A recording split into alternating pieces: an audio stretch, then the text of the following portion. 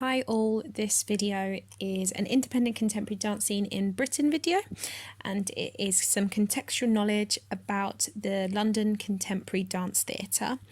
So this was developed by someone called Robert Howard and Robert Cohen, who were critical in helping to sow the seeds for the rich diversity of contemporary dance which Britain sees today. So it's important that we have a little bit of understanding about this company that was set up, and we are able to draw upon that within essays as a little bit of contextual knowledge if appropriate. It is important that you have watched and understood the modern dance history video, because this video leads on from having that real understanding of key modern dance pioneers. An overview to start. So the London Contemporary Dance Theatre grew from the contemporary dance group created by Robin Howard in 1967, and the company found its home at the Place in 1969. I'm sure you've heard of the Place. Later, the company was under the direction of Robert Cohen, and although the training and overall style of the dancers he nurtured was based on Martha Graham's work, the company started to develop its own brand of what they call poetic lyricism offset by dramatic intensity, and the backbone of the repertoire was provided by Cohen and included several works which continue to be performed by leading national and international dance companies. So in 1995, Rambert Dance Company performed. From the beginning, Cohen and Howard encouraged homegrown talent and choreographers such as Richard Alston, Siobhan Davies and Robert North, who all emerged from London Contemporary Dance Theatre, who are obviously very, very big names in Rambert Dance Company, if you have already studied that. So Alston was an artistic rebel who followed Cunningham at a time when Graham's style was at the heart of the school's and company's aesthetic. And Richard Alston is one of your Rambert Dance Company practitioners, so you will have learned a lot about him, or you are going to.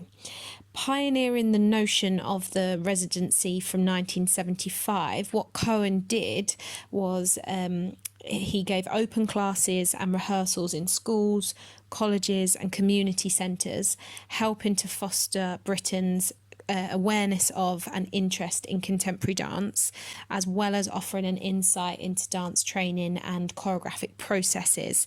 And the many music and design collaborations that Cohen spearheaded set a precedent in Britain for creative partnerships in a theatrical context.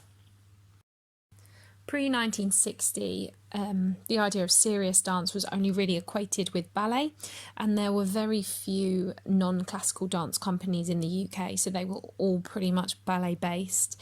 There was, however, a growing interest in European modern dance, with certain schools and educational bodies influenced by the work of Rudolf Laban, who I talk about more in the modern dance history video. But in general, dance was looked at something by the British public that only professionals did in ballets, pantomimes or musicals. So the real turning points for this were Ballet Rambert in the 1960s, and the shift from being a classical company to using a fusion of more modern dance techniques, and London Contemporary Dance School and Theatre as well. And this idea of the new dance movement that was coming through in the 60s, where people wanted to look much more at improvisation, and modern dance really began to catch on in Britain. Okay, so in 1954, Robert Howard, who was a London businessman, went to watch Martha Graham perform in London. Her work was really badly received at the time in London, because people just thought it was too abstract. They'd never seen anything like it. However, he was really interested in Martha Graham's work. So what Howard did is he found the money to bring the Graham Company to the UK on European tour, and in 1963 they visited Edinburgh and London.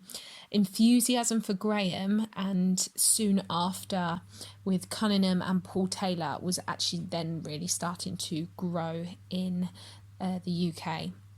In 1963, Howard enables British dancers to study Graham technique in New York, and then in 1967 Robin Howard founded the London Contemporary Dance Group.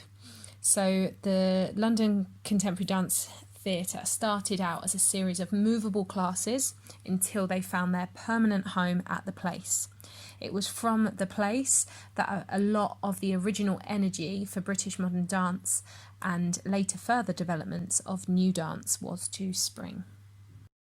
So just to recap then, early students of London Contemporary Dance Theatre included Richard Alston, Robert North, Siobhan Davies. They all came from really different disciplines, searching for alternative approaches to dance.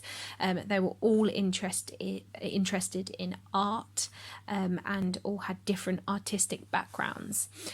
A variety of styles were taught, including Cunningham and Lamone techniques, and early students were under no pressure to conform to a particular type of dance, so they were really free to create their own style and choreography, which is why these choreographers have become such massive names in British dance. So again, as a bit of a recap, 1967, the London Contemporary Dance School was founded, and in 1969 it found its permanent home at the Place. Robert Cohen had a background in Graham technique, which led to the overall style being hugely influenced by Graham's work, focusing on training and retraining his dancers through ongoing Graham technique. His influence, including the Graham training, arguably shaped the development of modern dance in Britain. So I think, again, that's a really important thing to know and an important thing to draw upon in essays for context. Students at the London Contemporary Dance School were encouraged to choreograph their own work, as I've said, and the result was an outstanding generation of dancer choreographers. So no longer were dancers being bossed around, being told what to do. It became that the dancer and choreographer were really merged as one during these times. For 25 years, the London Contemporary Dance Theatre maintained high levels of creativity, finding new talent as dancers left to find their own companies and teach. But in 1994, the London Contemporary Dance Theatre group company disbanded, and Cohen stepped down. He'd stepped down in 1983. They were focusing on making money rather than challenging dance and creativity, which was the original vision. And so the Place refocused its work and made way for the Richard Alston Dance Company.